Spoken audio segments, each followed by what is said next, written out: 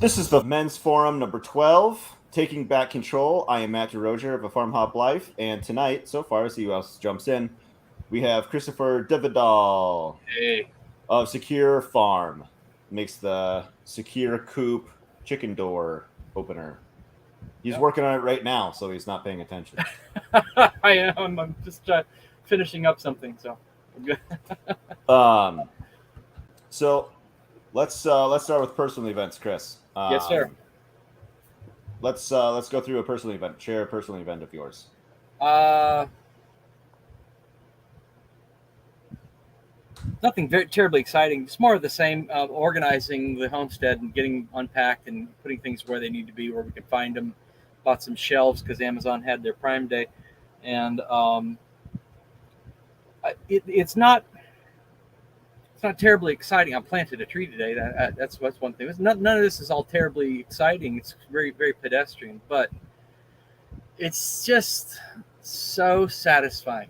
You know, get Yeah, it all in place, get it where you can find things, and it's not clutter on top of clutter, and move around and say, I need so and so. I saw that yesterday, and I know where it's at. So, um, aside from that, yet today was not feeling so hot.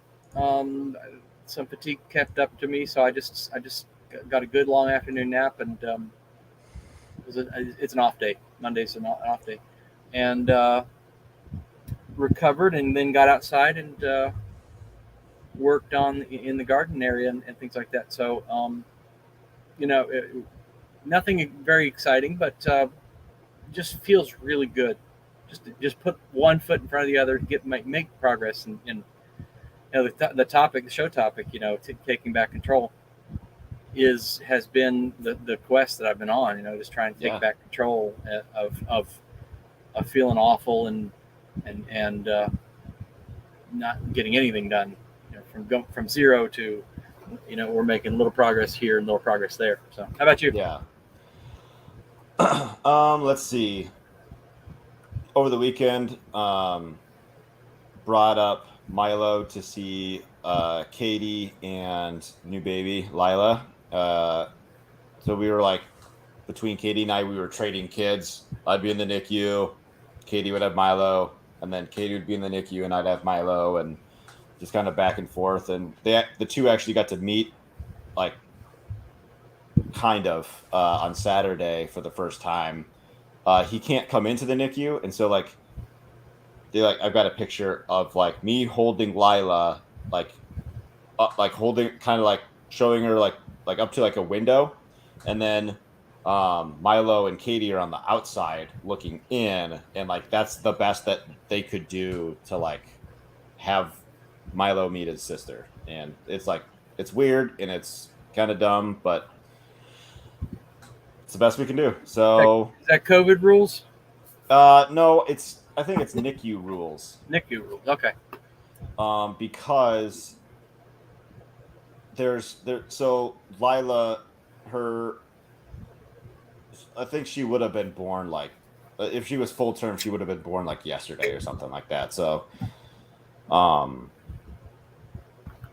but she wasn't. But there are babies in there that are currently like 24 and 25 weeks old, and like, dude, I might do a video, and if I can get away with it, in the NICU, there's just their packs of diapers, right? And I'm gonna do a video and probably like post it on TikTok or whatever. They have nano preemie diapers up to 2 pounds. Those are tiny babies. Those are Yeah. some ultra tiny babies. Yeah. And so like I'd be like, okay, here's the diaper that you see like on the shelf, like at Target. Here's the size down. Here's the next size down. Here's the next size down. Here's the next size down. Like, dude, they're tiny. Like, I don't even think they would fit on like Lila's foot. Like, they're so tiny. It's weird. It's kind of creepy too. Wow. But yeah, so that was really like the big thing. Hmm. Um, Yeah. I'm working on another big thing. I'm doing a collaboration with a bunch of people I interviewed. Oh. Yeah, that's Yeah. I just really started doing it, like, I guess halfway through yesterday, but mostly today. I've been knocking out some stuff. I'm not ready to share it yet, but Okay. it's gonna be awesome. It's gonna Oh, be epic. yeah, you had asked about personal things, and I completely forgot. While I'm not doing the homesteading kind of thing, I'm if I'm sitting here at the computer, it's SecureCoop stuff, and so I hired a German developer to finish up the phone app because I just got stuck. And Sure. he's a pro, and he was How'd you on. find them? I found him through Code Mentor. Oh, cool. Yep, worked with him a few times and said, "Hey, would you like to just take this and just finish it? And here's all the bugs that I've noticed, and here you go." And so he started back. He got it back on vacation, and he started into it today. So that's encouraging. I think within a month or two, the phone app will be good enough to publish on the web.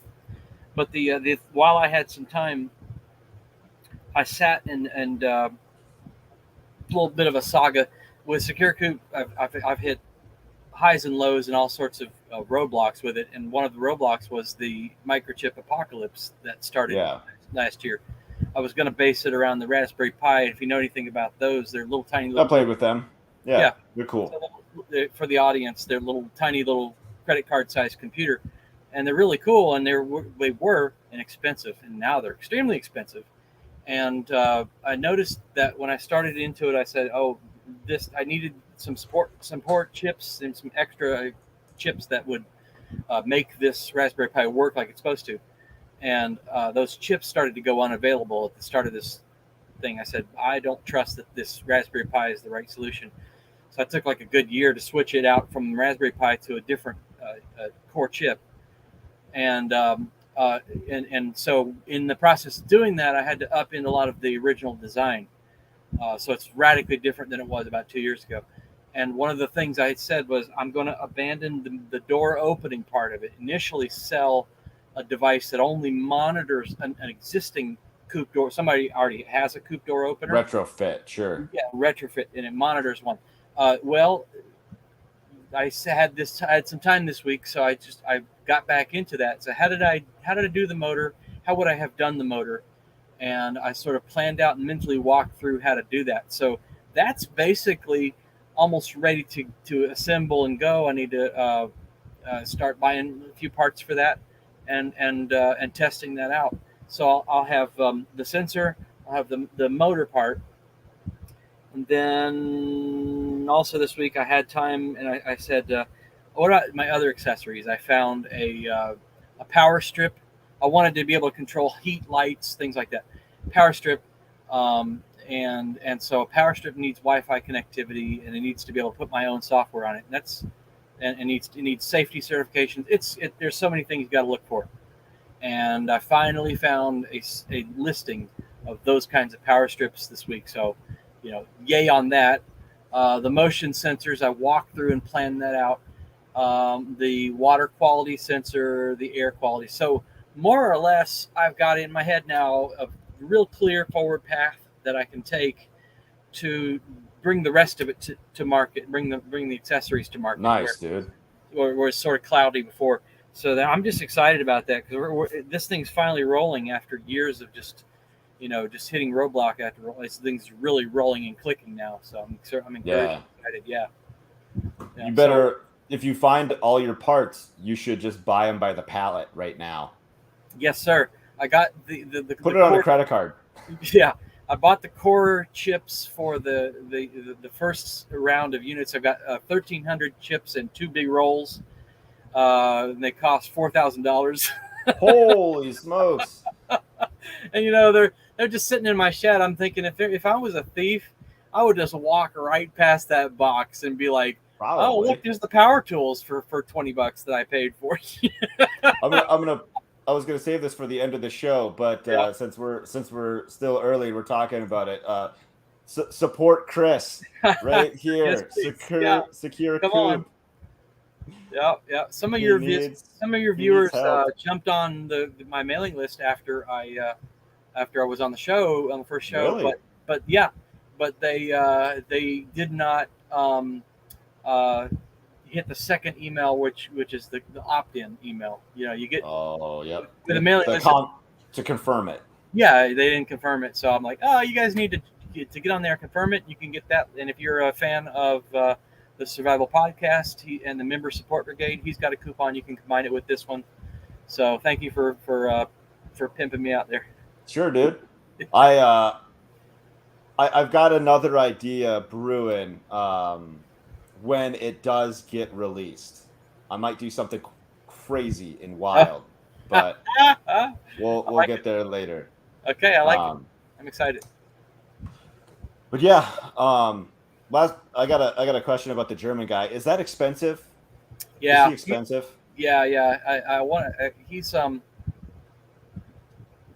I don't remember his rate. I want to say it's 80 every 15 minutes or something like that. $80 every 15 minutes, or maybe it's 80 an hour. It's the number. You pay him in euros. I heard it's. Yeah, it's the number 80 sticks out in my head, and at this point I'm like, he's good. I don't care. I'm gonna pay. So, yeah. The company gave me some 401k, and I borrowed against that to pay. And and when you borrow against your 401k, you just pay it back to yourself. So it's not like I'm losing any money. Sure. But I figured the 401k probably won't be worth all that much. So let's just make use of it now. Oh, dude. We should talk after the show. I did something extreme with my Roth IRA. Yeah. All right. I'll hear about it. Yeah. For everyone else, that's a teaser, and I might share it later, but I probably won't. I'm just gonna share it privately. All right. But anyway, so let's get into this. Okay. Where's my notes? There's my cursor. Here I am. Take control.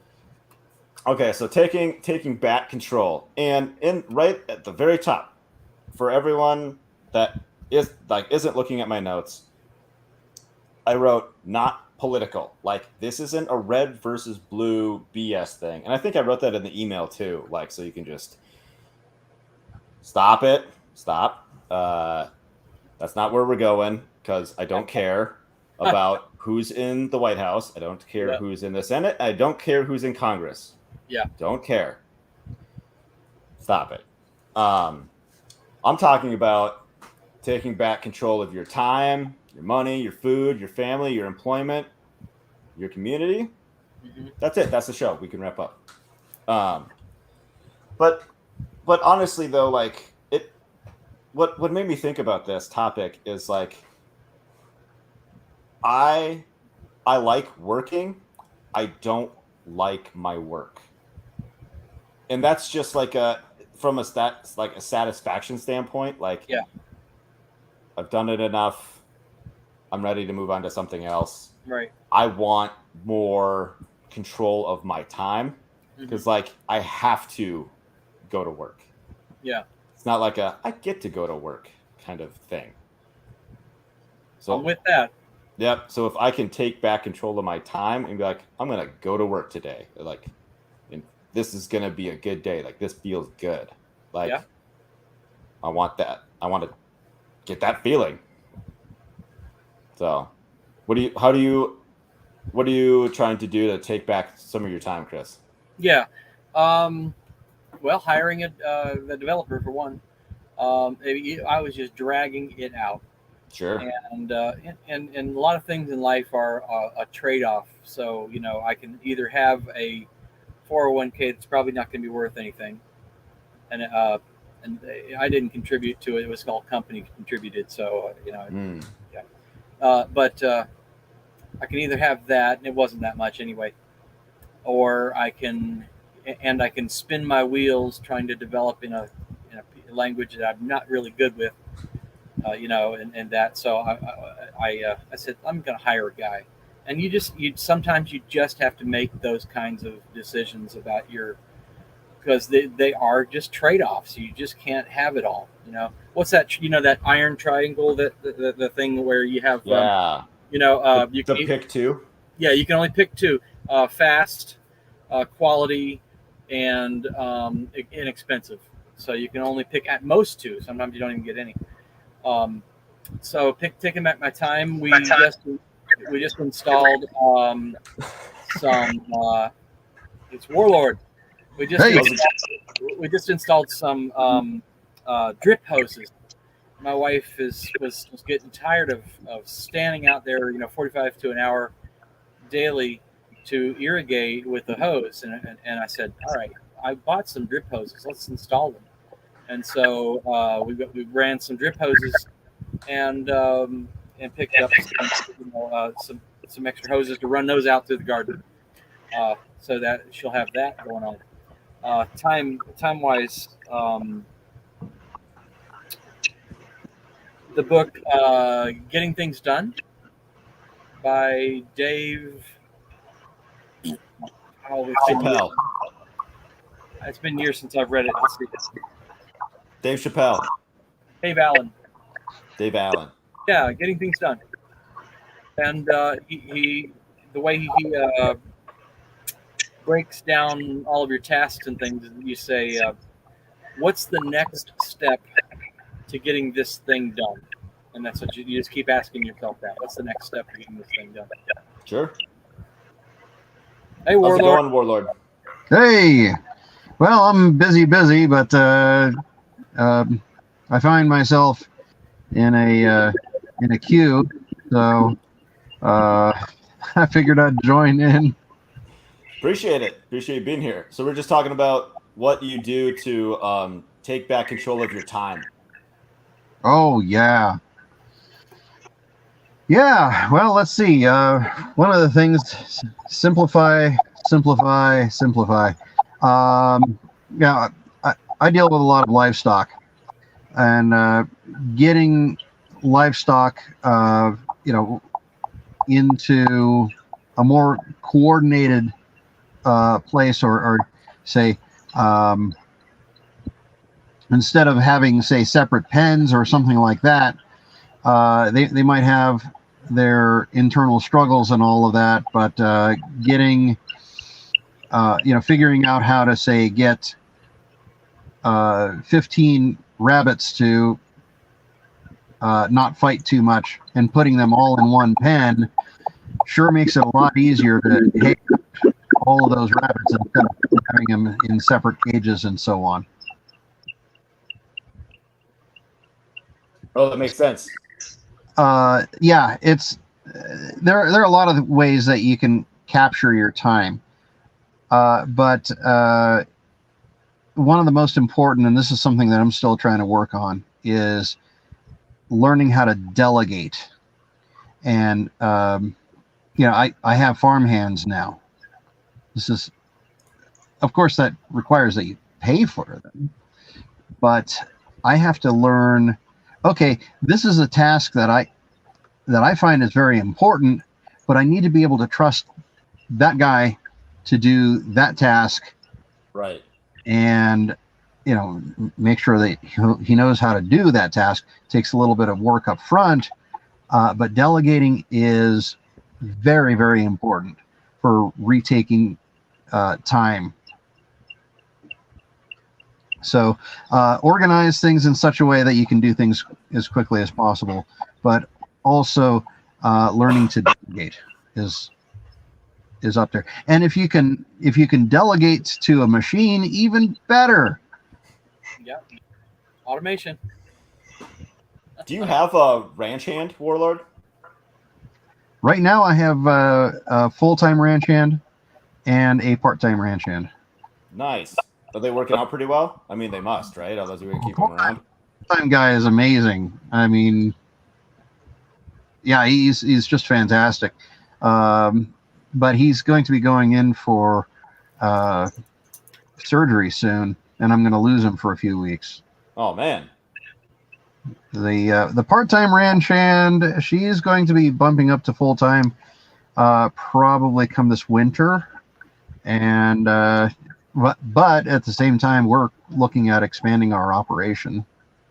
So that's the other side of taking things back. How to take back your money. Well, my ranch hand costs so much. I need to improve the profitability of my farm, or the operations there. So I'm I'm looking for ways of expanding income while also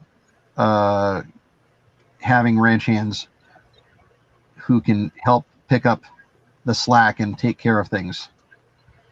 So it's a lot going on, and there's going to be more. And Warlord, your answer made me think of another way to take back your time, which would be through. I keep stressing this because it's been so valuable for me.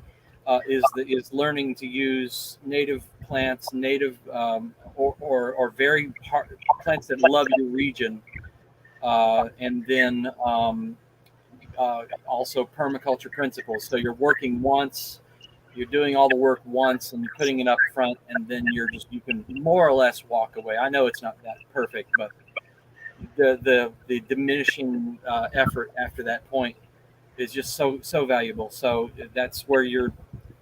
At me as the fatigue guy, the tired guy, I spent a lot of time just thinking and learning, and that when I did have the time, I used that time to save time by understanding the process and understanding how it all works instead of just jumping in and making a lot of dumb mistakes. So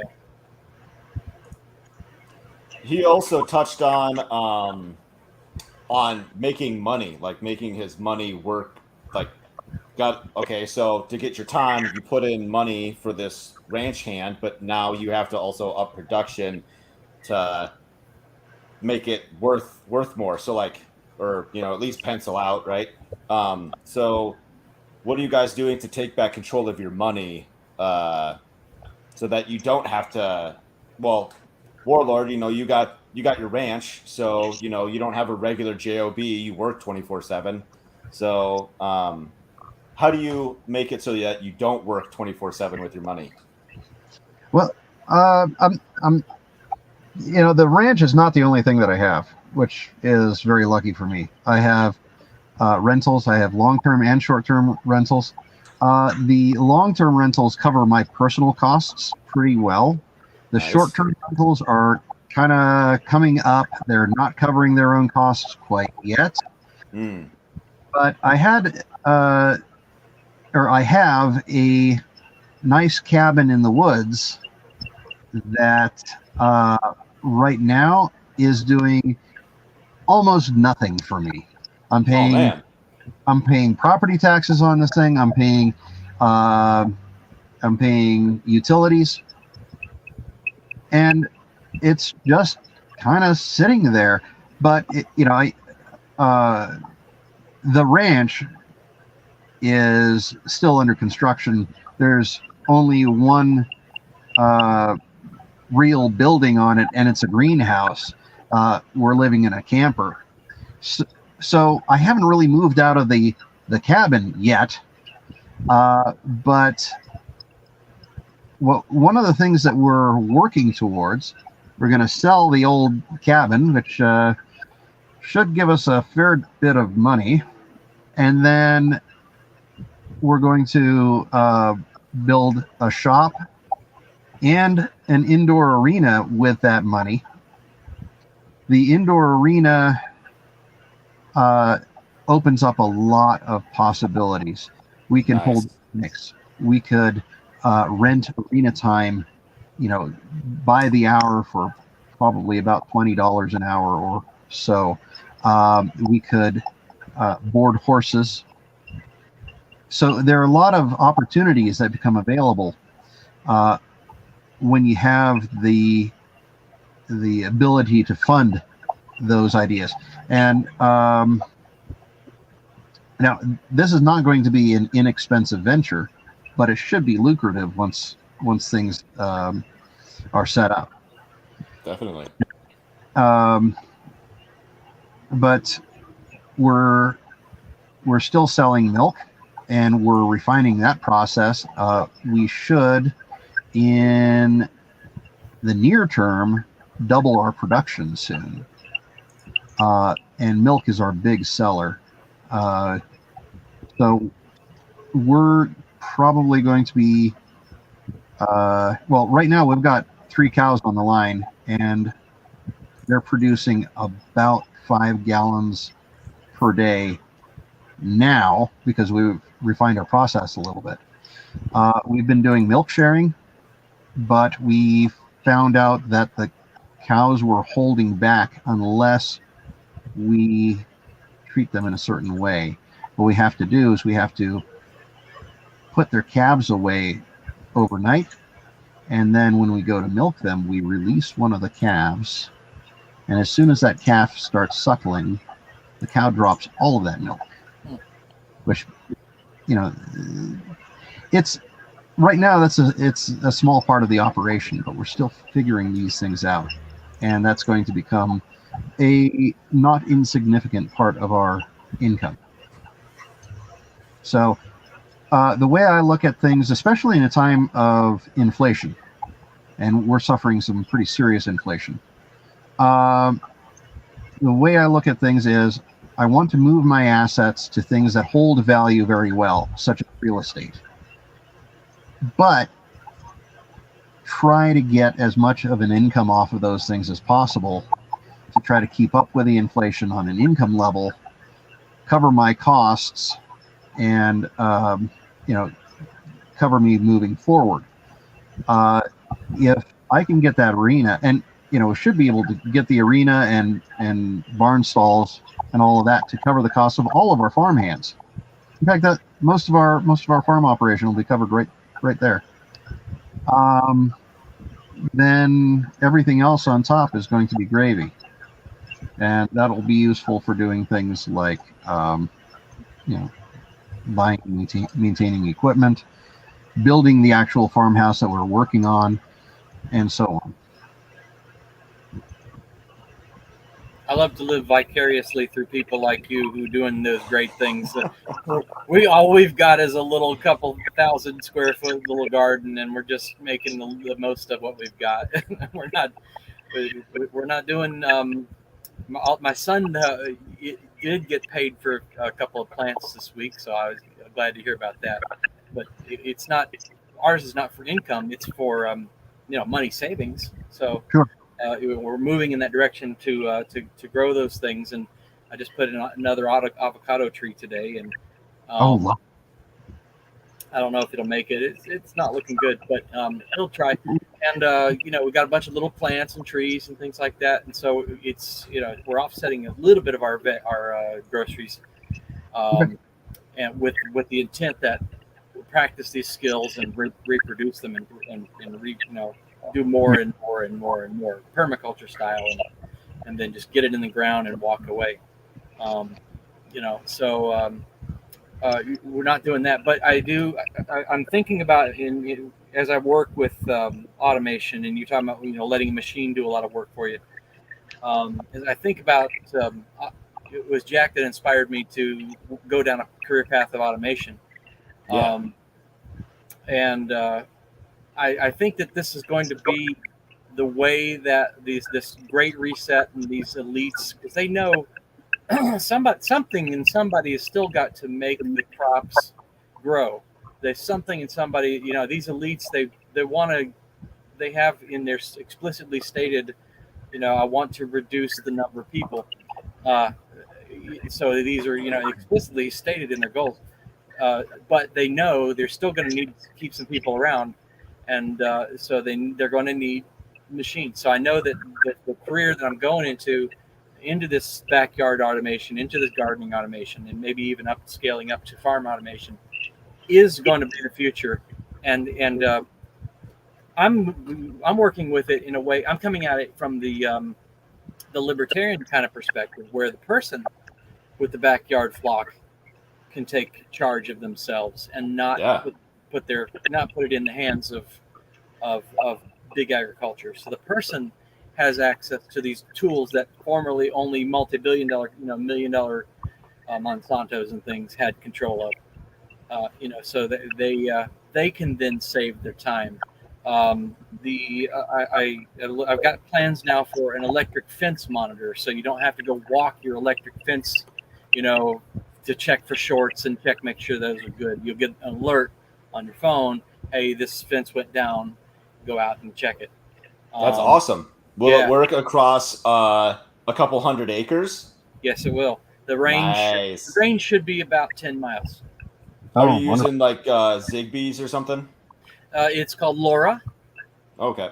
LoRa is a free, unlicensed protocol, so it's a very low bandwidth, but it just all you're doing is sending pings. Hey, the fence is alive. The fence is alive. That's all you're doing. The XBs are the hardware. Yeah, XB is one type of hardware. That's correct. They're really cool little piece of hardware. I would use I forget. I was looking at some modules today. I forget. It has to be certified by the Department of Making You Sad, the FCC.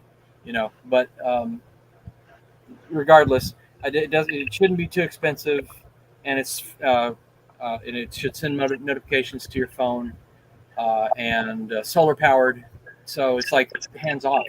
Nice. It just works, and that's putting this power that these elites want for themselves. That's putting this power in the hands of Backyard Joe, who doesn't have to.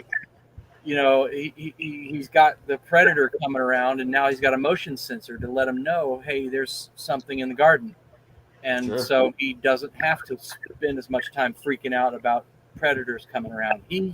It's a force multiplier, is what it is. Cameras and motion sensors and things like that, properly used, are a force multiplier. They let you take your focus off of constantly protecting everything and do other things. So, yeah. So I think this is going to be the future and the way that it's going. And I'm hoping to always stay close to the libertarian backyard gardener and always meet their needs. Dude, you're gonna have to end up selling them on the black market. The elites and the whatever are gonna try to shut you down. Yeah. And they'll have they'll have their big money and they'll have their big companies doing their thing. But I'm just a scrappy little startup. I'm gonna take those ideas and put them into inexpensive little things for the backyard guy. So. Now, if you could warranty your product to also cover cattle and not just chickens, I think you'd be. I think Warlord would be a customer in a heartbeat. Like what?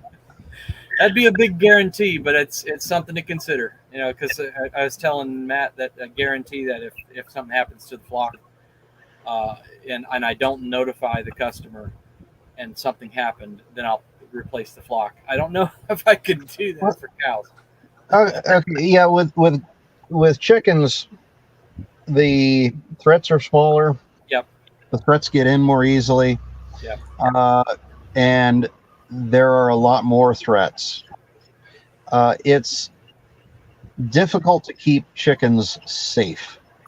Yes. Sure, you can put up an electric fence. Coyotes will figure out a way around that. Raccoons will figure out a way around that. And they will take down your chickens pretty quickly. You get a bunch of cattle in a field. Best protection you can give them, automated protection that you could give them is a bull. The bull takes care of a lot of your safety concerns there, but it also makes your cattle more dangerous to deal with. Yeah. The thing is, your cattle, except for the young calves, your cattle are not going to be worried about coyotes. For the most part, they're not even going to be worried about wolves if they get in, and wolves are less likely to come in through electric. Grizzlies might be a threat, but grizzlies are very not interested in coming through electric. So when you look at the potential for loss as an insurer, I'd put my dollars on insuring cattle over chickens any day, just because you're far less likely to have any losses. So it's something I might even be able to do then. Put that guarantee. Yeah. You need a mechanical bull. Let's up the let's up the ante a little bit. If I lose chickens to predation, I can report it, I guess, but I don't think my state really cares about me losing chickens to predation. But if I lose cattle to predation, I can report that, and this state will actually recoup me the loss. Hmm. So in a way, I'm kind of already. Wild.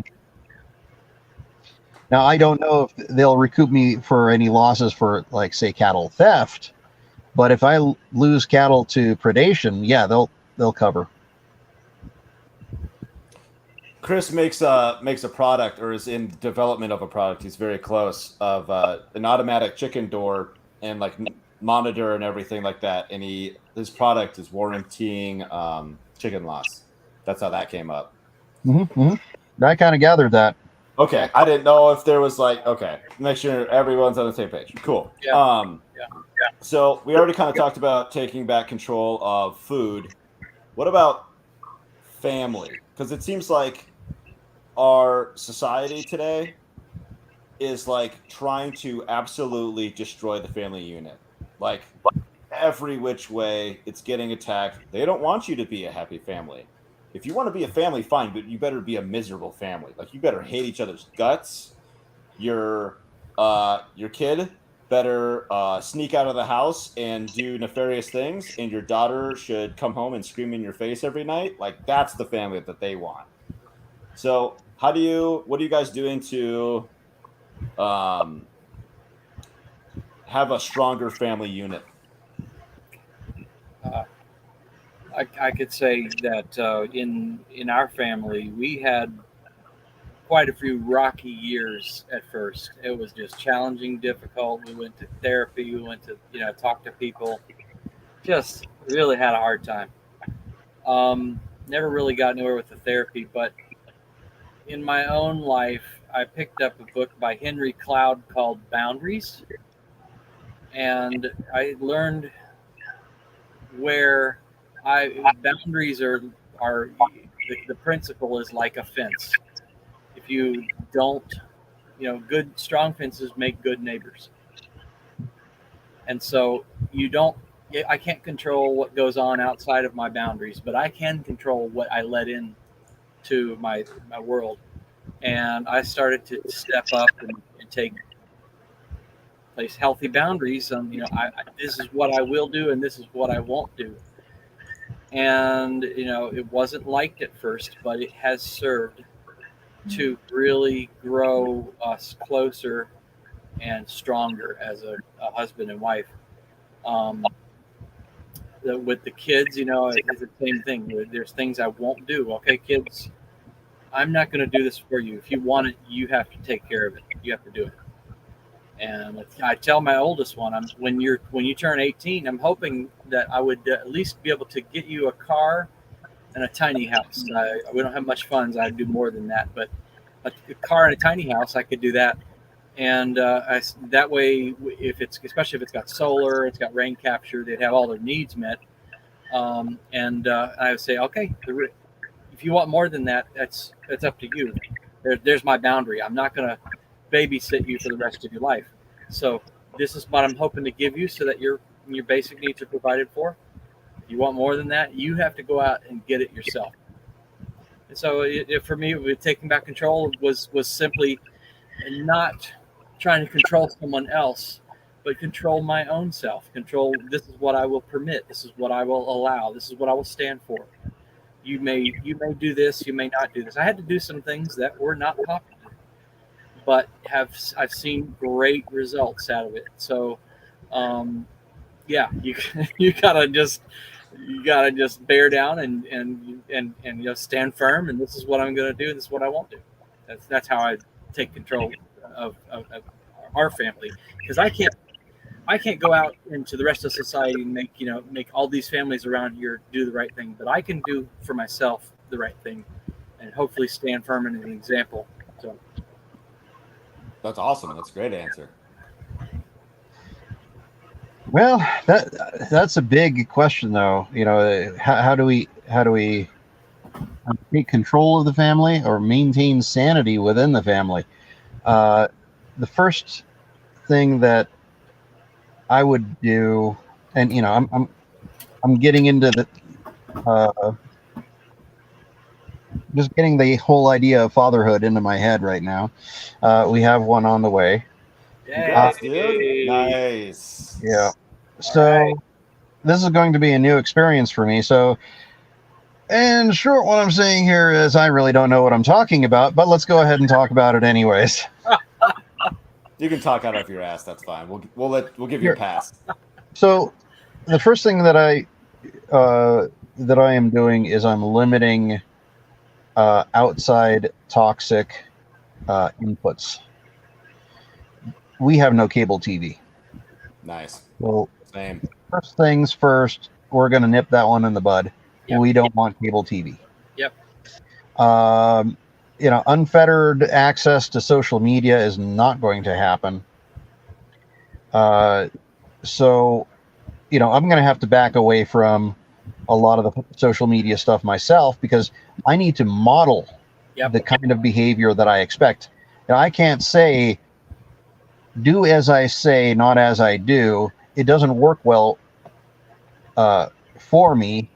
And I know when I was a kid, it didn't work very well because that's what my parents did to me.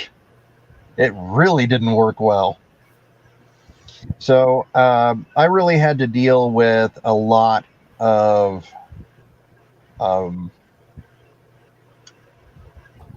shall we say, template mess, because my mother was a narcissist. My father basically checked out. So my template was a real mess. And that's why here I am. I'm 47 years old and just now becoming a father. I had a lot of stuff that I had to work through. Sure. Been there. That's kind of difficult. That's extremely difficult because you don't have, unless you had like a cool uncle or something or whatever to look up to or kind of take you under his wing. Like you don't get that.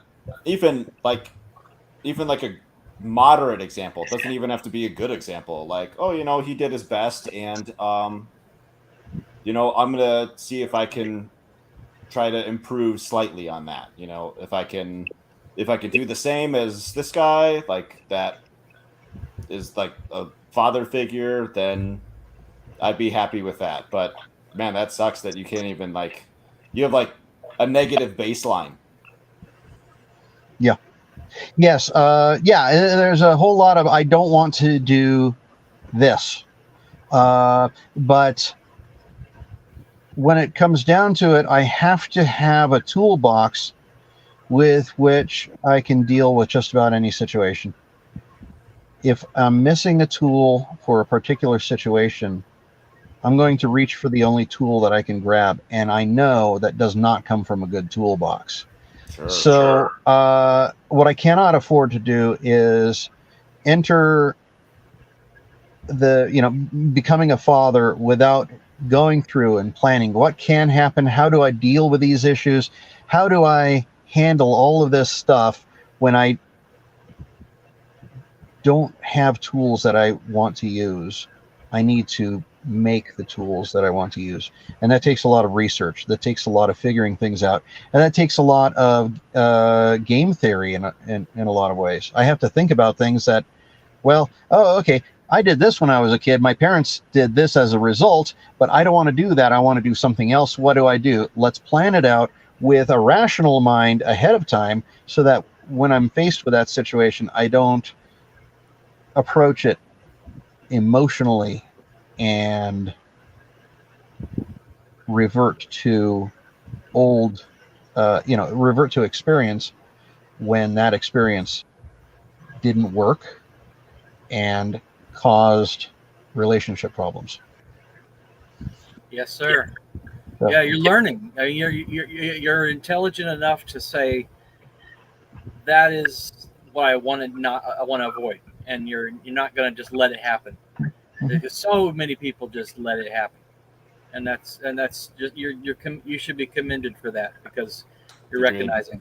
Yeah, I didn't want kids or be married at first, and that was because I was afraid I would just screw it up. I was just too selfish and just screw it up, and I just finally just said, okay, I'm going to make mistakes, you know. But I'm a born again Christian. I've got a big God, and He'll be with me and He'll help me through it. And it's been great. I was like, man, teenage years are going to be awful, and not one eruption, no problems. Like, I'm waiting for the other shoe to drop, but these kids are great. So I maybe I'm on the right track. Nice. Well, there's a trick to it, though. What has to happen, you see, when you have kids, the kids, of course, start up completely dependent, and over time they individuate.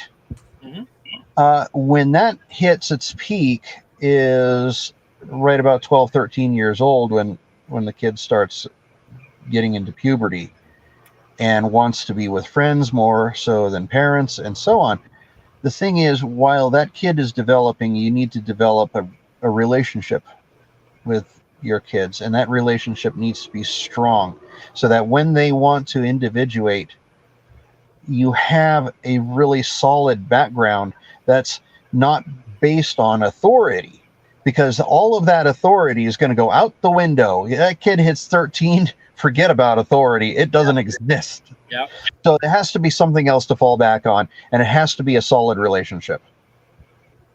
They gotta want to like hang out with you and do cool stuff, and like the fact that you're already thinking about this, and like you're gonna do just fine. Yeah, you'll be fine. Like it's when you're talking about, you know, oh man, I'm blanking on the specifics, but what made me think of it is like you got when you're a parent, you got to think like 10 steps ahead. What actions am I making today is going to have an effect 3 years from now? Like, oh yeah, am I setting the groundwork for failure or a weird dependency or a weird thing or whatever? And yeah, just gotta have that foresight, like nothing else, because you're working with a living, breathing being, a human being, like that's gonna have its own like thoughts and feelings, and it's not like it's similar but different than a business, where like, you know, you gotta like have foresight into your business, like, okay, projections and blah blah blah whatever, but it's not as complicated, right? Like there's flowcharts and blah blah blah for running a business, but it's a complete like Pandora's box with a child. Well, it's gotten better. There are a lot of podcasts. There's a lot of information out there. There's a lot of misinformation out there as well. Popular culture is something that I tend to steer clear of. You know, there's that old meme, well, I was spanked and I turned out okay. Yeah, and you can pick those people apart pretty easily. You know, one person I know is a very strong proponent of spanking. He owns a small shop. He kind of hides in the back. He pops out when customers come by, but that's all he does.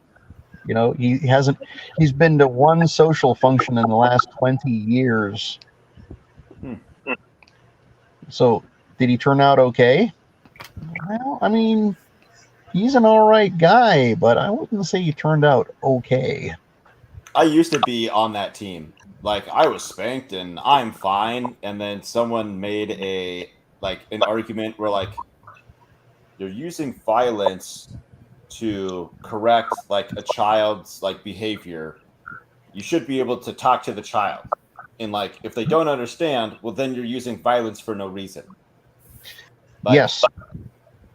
So then why are you hitting them? You just want, like, you're frustrated and you want to hit your kid, apparently.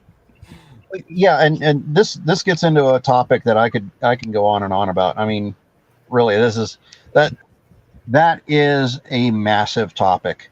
Okay, so why did you hit your 2-year-old? Well,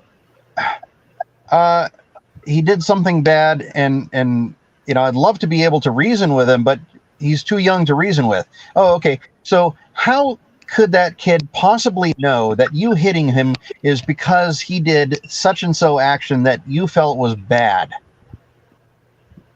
Because that would take reason. And you said the kid doesn't have reason. Okay. So what are we teaching the kid? We're teaching the kid that violence is okay. The ability to control emotions is not necessary. In fact, it's better to not control emotions because, I mean, mom and dad can't control their emotions. Why should I? Sure. And then, throwing fits is acceptable. Violence solves problems. I mean, that's what that teaches. Do we want to teach these lessons? I don't think so. No. If you're spanking your kids, you are totally not in control. I'm just Totally. gonna put that out there. Totally. Yeah, it's a great way of building fear. It destroys the relationship. And if you think, well, okay, look, it would be better to damage our relationship now, and also it destroys trust because you're supposed to be a protector. But if I destroy the relationship now in order to have a well-behaved child, I'm going to win. Okay. So what happens many years down the road when you need help and your kid decides to put you into a home because you destroyed the relationship? You didn't have a good relationship. I mean, you send your kid off to daycare all the time. Now, well, maybe in the future when it comes time for us to, in our later years, are we going to be put into a adult daycare? And what kind of adult daycare will we be put into? The kind where the people are kind and nice and the facilities are well kept? That costs money. Or the kind that, well, maybe The suicide pod. the people there aren't so nice. Right. Well, we have these choices to make. We make these choices now.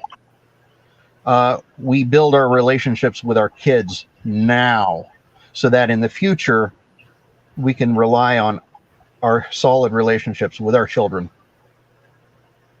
And that's something that we need to consider. I'm going to be the polite objector here, and I'm outnumbered, and I'm not at all prepared to talk about this. But I want to say that there probably is more to the story of a person turning out awkward and spending 20 years never going to social events and never seeing anybody than spanking. And it doesn't necessarily mean that a child will end in distrust, and it doesn't necessarily endorse violence, and it doesn't necessarily mean that the relationship is destroyed. I got some excellent trust with my kids. I got some excellent relationships with my kids. I think there's more here, and I like I said, I'm not prepared to talk about it, so I don't know what all I would say that is, but it seems like there's something more that's going on there. As time went on, I had less and less and less had to spank the children, and now it's never. And they just I tell them that they need to do something, and they yes, daddy, and we love each other. We have such a great time, and there's so much trust, and we help each other out, and it's beautiful. It's beautiful. So I think it can be done badly, and I think it can be done well. I grew up under it done badly, and I learned what not to do from mom and dad, and I'd never in anger if I spanked my children. Never in anger. Always with the intent of, yes, they do understand it when they were 2 years old, and that they know that they do. And so always with the intent of training and correction and bringing to the right place in their life. It's just borne out some wonderful fruit. Got 3 teenagers that I love so much, and we have a great relationship with. That's about all I can say on that because I'm not prepared to talk about it. No, that's a good answer, man. I don't recall a time being spanked like where my dad wasn't mad. Mm. So like that's where I see it from. And so like if you can keep your cool, and like I guess I could see that. I'd rather just not spank them. But if it works for you, then it works for you. Yeah. Right? Guys, go ahead, Warlord. So I'll catch up with you guys later. Awesome. Thanks for jumping on, man. Good talking. See ya. I'll just take him out. There we go. Yeah, my brother and I laugh. It's complicated. There's no easy answers. Yeah. I agree. What I think Warlord was saying is that, like, similar to an expression that my wife uses, is like you cannot build a house on sand. And so, like, if you do specific things, spank out of anger, you are damaging. Like you're not setting good groundwork for your house, right? Thus being the relationship. I'm with that. I agree with that. Yeah. My brother and I, we laugh about it now, being that like my dad would be like, "I'm gonna spank you so hard, you're not gonna be able to sit down for a week." You laugh now, but that was traumatic growing up. That did impact you. Yeah. I had there was a lot of times like now that I say that, it kind of triggers a memory like, oh, my butt kind of hurts just now, like thinking about how that was said to me, like because it was never like it was always a hand. It wasn't like he took out a belt or like a wooden spoon or whatever, because like my dad went to let's see. I'm pretty sure he went to like Catholic elementary school and stuff like that. So like he was like, like taught by nuns, and he'd get like the ruler, like the traditional ruler on the knuckles, and so like I think with each generation, not you, like sometimes, let's say sometimes it usually is brought down a level, right? So like if he was spanked with like a wooden spoon and whapped on the knuckles with the ruler, from nuns. He's like, okay, I'm gonna spank my kids, but I'm not using a ruler. I didn't, or a wooden spoon. I didn't like that much. You know what I mean? Yeah. So my kids know that I always know that. All right, and I make sure to verbally say that I'm doing this because I love you, and this is and you need this, and it's not because I'm angry, and I've just never been. One of the things is just it wasn't easy. I never really took it personal when they would make a mistake or do something that they knew they shouldn't. It wasn't personal. It was just a kid being a kid, doing rebellious things that they want to do, and I took it as my responsibility to teach them, you don't do that. You just don't do that. And they are great. They get compliments when they go places, and they're a little socially awkward. That'll change in time. I was too, but they're just great kids. So my son's over 2 years old, and sometimes for like practically no reason, he will put the timeout is on the stairs, or like let's say he gets like super worked up about something, and we're like working on like calming him down. Oh, good. He'll go walk over and sit on the bottom step, and he's like, sit down, time out. He knows that if he doesn't, my kids are aware too that when they're pushing their own limits, they know. Yeah. And he'll be like frustrated. Yeah. They're smarter than you. Yeah. Yeah, they're smart. Yeah, they're smart. Well, hey, that hour flew by. Yeah, it did. For sure. I didn't even get to employment, taking back control of employment or community. So people, blah, blah, blah, fill in the blank. It was great that we talked about employment and community. So go ahead. Okay, first of all, what is there anything that you wanted to touch on or wrap up on or say that didn't get said? One of the ways that that sets apart the I think it's the Navy SEALs, and it's called extreme responsibility. I think there's even a book called that. And let me see, extreme response. I can't type. Yeah, Navy SEALs. So there's a book called Extreme Ownership by a former Navy SEAL. I haven't read it, but I get the idea. And it's that you can't control things outside of your circle of control. You just can't. Sure, yep.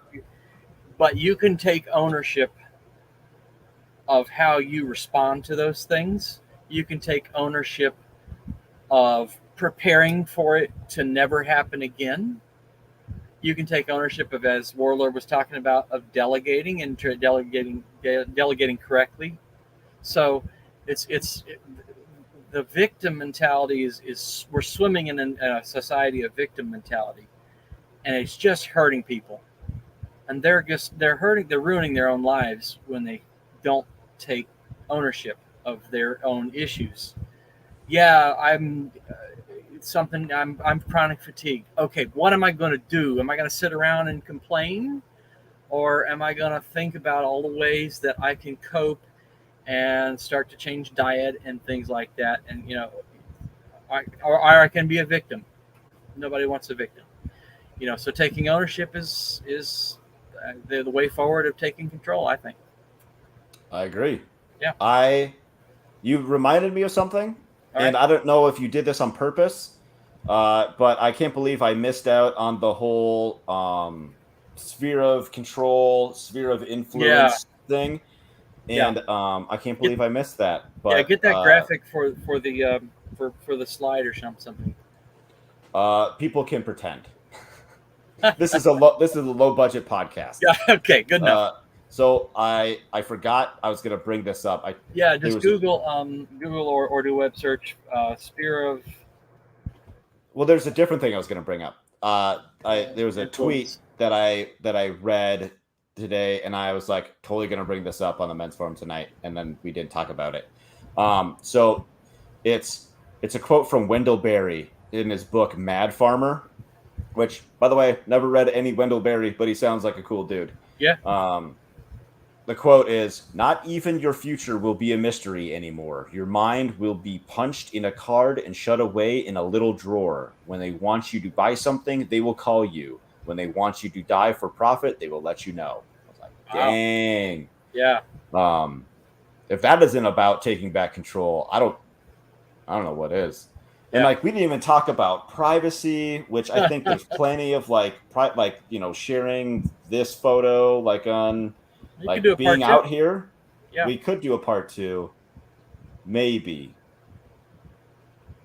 Let's give it a couple weeks. Maybe. Right. Let's let it brew. We'll figure out something else to talk about. All right. And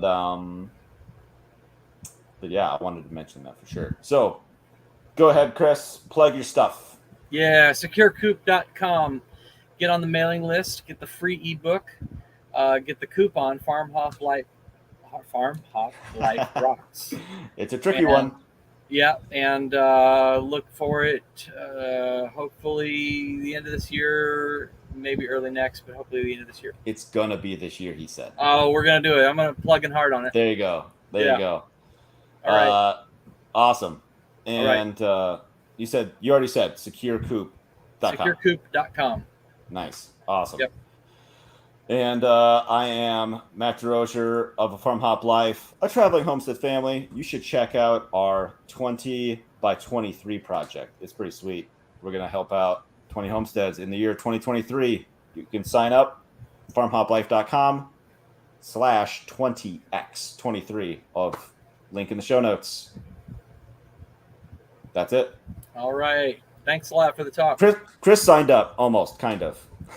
He's like, just show up. You don't have to work you don't have to work here. You can just show up. And I was like, 'Cause what- that's totally not the There point. really isn't that much to do, man. You I come don't and just know. Find something to do. okay, find something to do. But I'll paint your RV or something. come and hang out and just yeah. That's the But hope. yeah, Chris, thank you for being here tonight. I appreciate it. And I appreciate everyone listening. Yes, sir. See you next week. Bye.